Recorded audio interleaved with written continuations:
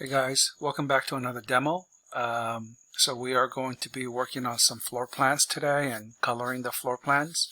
So when you guys download our project file, architectural floor plan, you're going to see maybe by the time you guys download it, I might have some additional Photoshop samples here for you. Feel free to download it, open it up, and try to kind of pick it apart. But anyhow, what you want to do is you want to open up your PDF, and then immediately I'm going to just do a save as. So I'm going to drag it onto my Photoshop desktop. And one thing I want you to notice is how large that file is just, off the bat. So first of all, it's 35 inches wide, or almost 36 inch wide, and 24 inches tall, and it's 222 megabytes. So you definitely don't want it to be that large. So by simply making this maybe a 11 by 7, 8.5 by 11. Oops, how come that's not changing?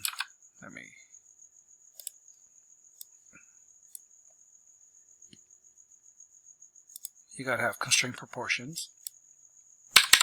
So now that's kind of like an 8.5 by 11-ish size, and it drops my file to like a 20 megabyte, much more manageable.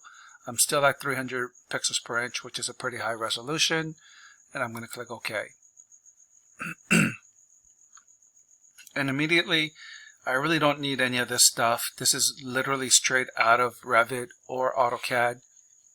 So let's just kind of take a look at what's on the background. So I'm going to create another layer, and I'm just going to take our black and white and just basically color the background layer white so I can kind of see a little bit better.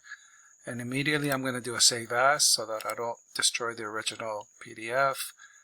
I'm just going to call it Park Avenue Demo 3. So by the time you guys see it, hopefully you'll see this demo on the drive.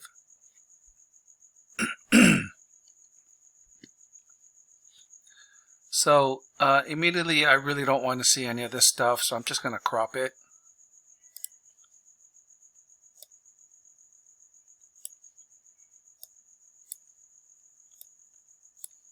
Which will make my file size even smaller. Double click, so there we go. And there's a couple of things that I generally like to do. I like to just kind of give it a nice background to my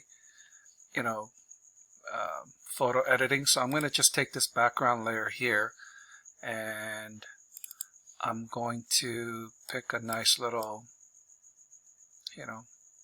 like a light yellow, kind of reminiscent of an architectural tracing paper, basically. Too dark. At least on my screen it's a little too dark. So I'm going to lighten it up. Alt backspace, which fills it with the foreground color. And I see some, remnants here of kind of like on Revit, they put a white background on it for all the text. I think I'm just going to leave it. At this point, let's make the inside of the floor plan pop by coloring that white, and then it'll pop off of this kind of a yellowish background. So what I'm going to do is I'm going to create a new layer right on top of the yellow, but I'm going to go to my layer 1. Well, actually, yeah, I'm going to go to my layer 1, and I'm just going to freehand the floor plan. And actually, because it's underneath my my gray lines, I think I can just cheat. I'm in the add mode, and I'm gonna just like really be rough with my selection here, in between the walls or whatever.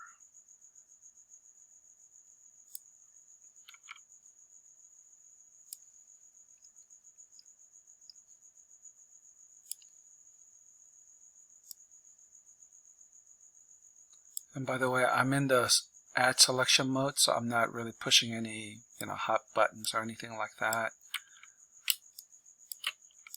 And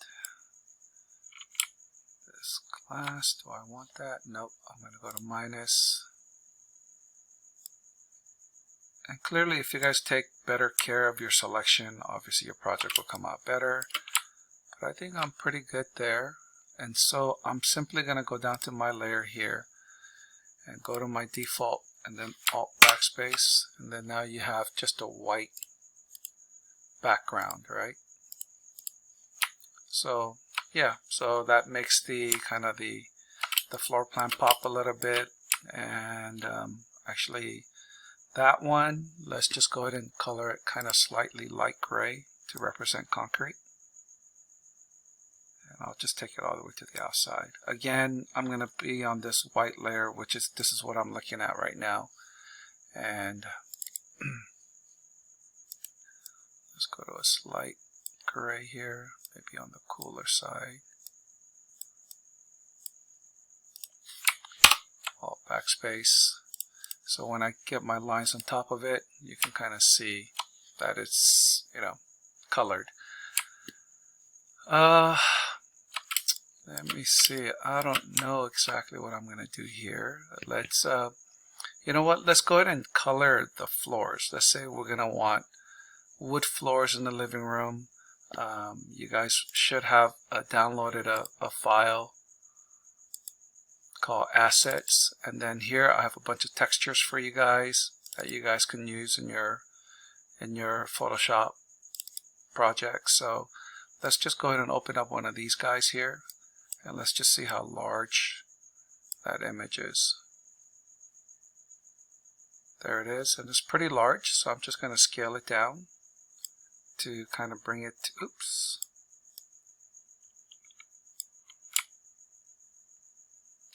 And in scale, this thing's probably something like this.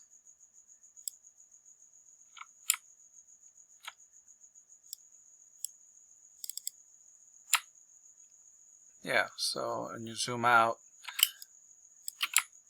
And now I'm going to show you a little trick, because normally what you would have to do is take this pattern. All right, let me select it. Take this pattern and then copy it, right? Back and forth, back and forth. But I'm going to actually teach you how to define this as a pattern. And since I got this texture from Revit, it'll tile perfectly. So check this out. And please save all of these patterns. These are what I call tileable pattern, meaning if you take it into Photoshop and you define a pattern, and it'll just tile without seeing the little kind of checkerboard. So let's take one of these beechwood and open it in a brand new file. And a couple of things I want you to do before you define the pattern. First of all, you know, this image right here, from here to here is about 2 inches, right? So, you know, you basically have to shrink this thing, and you got to kind of guess.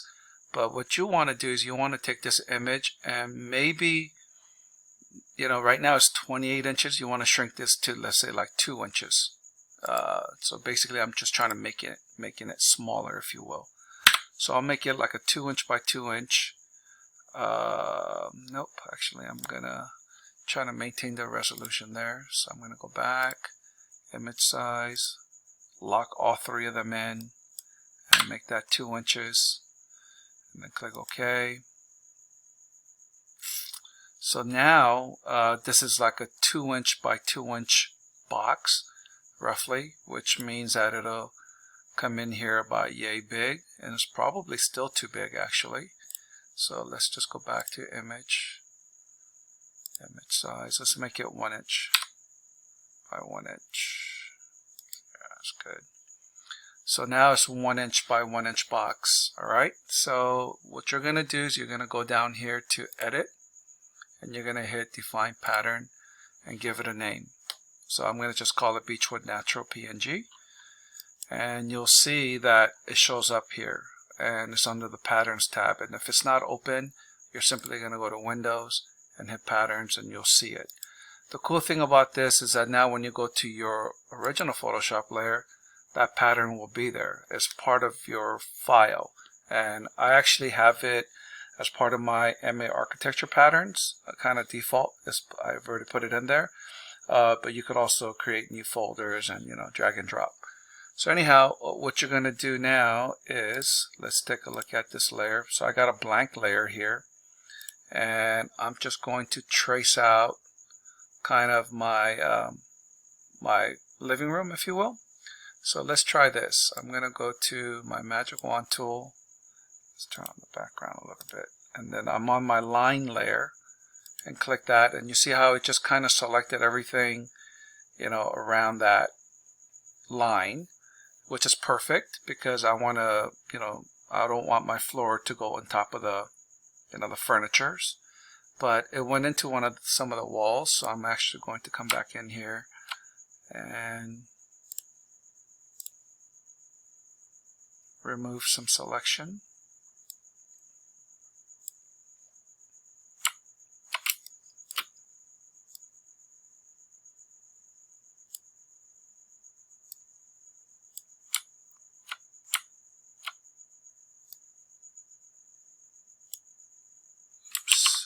Actually, I want to add.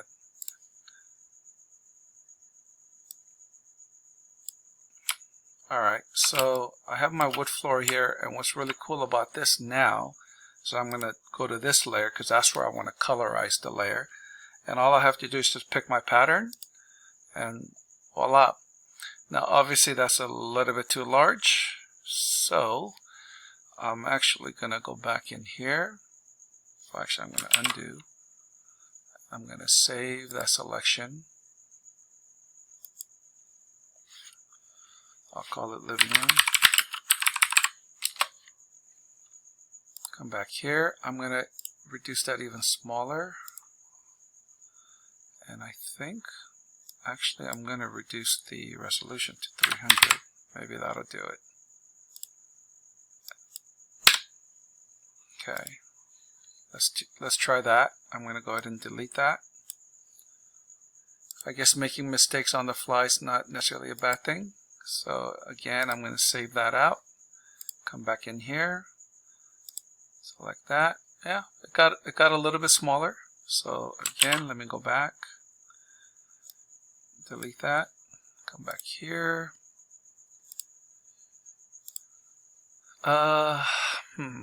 Let's make this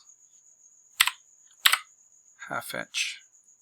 And let's try not changing the resolution and see if it comes in at the same scale.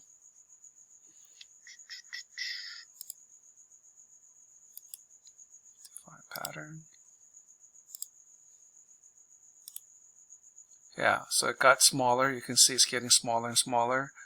Let me delete it because it still looks a little bit too large in terms of scale. And obviously once you set this up, as long as you're bringing in the file at the same size, you should have to just define the pattern once. So let's go to 0.25. Then once again, define pattern. Bring it in here. There it is.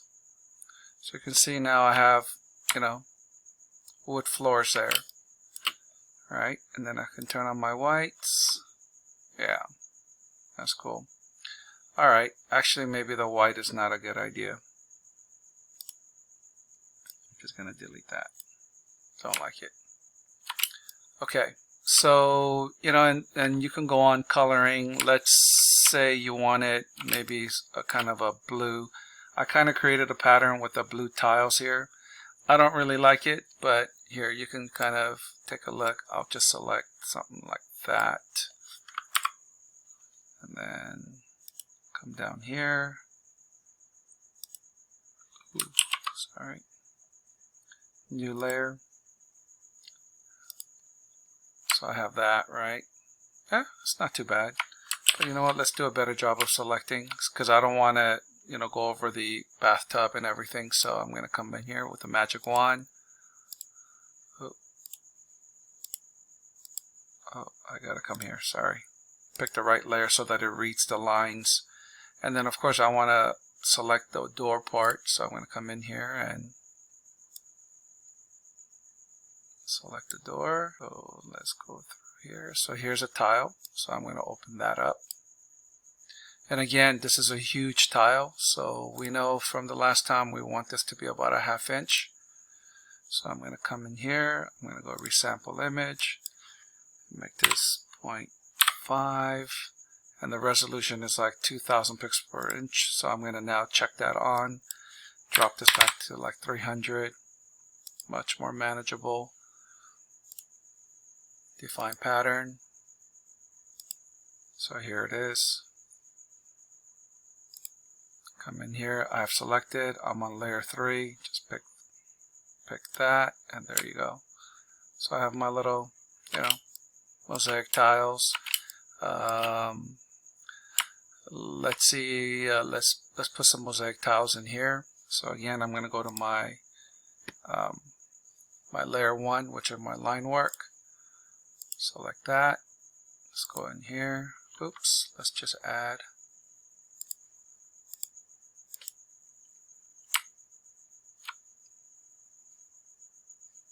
Yeah, that's pretty good.